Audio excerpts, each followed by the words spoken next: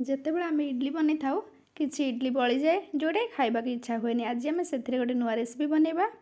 हाय friends, Suchitra Kitchen को आपण समस्त बहुत बहुत स्वागत। एठी मुझे किसी इडली एबे सब आम छोट छोट करके काटिदबा। आपण एमती रेसिपी बनैबे देखिए पिला माने खुशी रे खाइबे।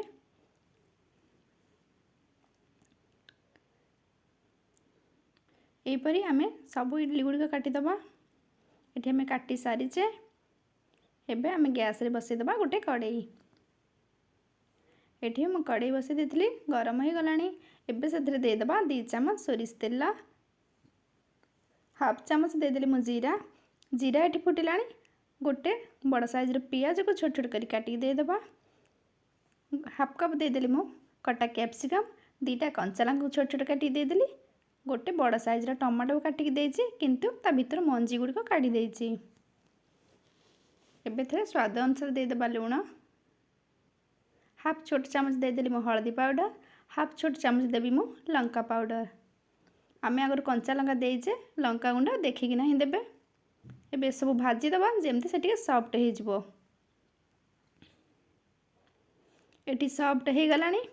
एबे एथरे दे दबा 2 ରୁ 3 चम्मच टमाटो सॉस, चिली सॉस दे दबा 2 ରୁ 3 चम्मच। जेतिक राग आपण माने खाउथिबे चिली सॉस देखिक ना देबे।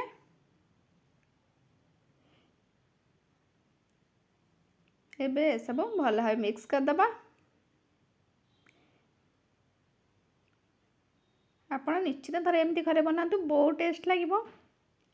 जदि आपण मानू भल लागला ताले मते कमेंट्स निश्चय जणाइबे। एबे थरे म ऐड कर देली इडली गुडी का। एथरे दे दबा किछि धनिया पत्र, गोटे चम्मच दे दबा थरे लेंबू रस, हाफ छोट चम्मच एथरे दे दबा चाट मसला। एबे सब बहुत भल से कर दबा मिक्स।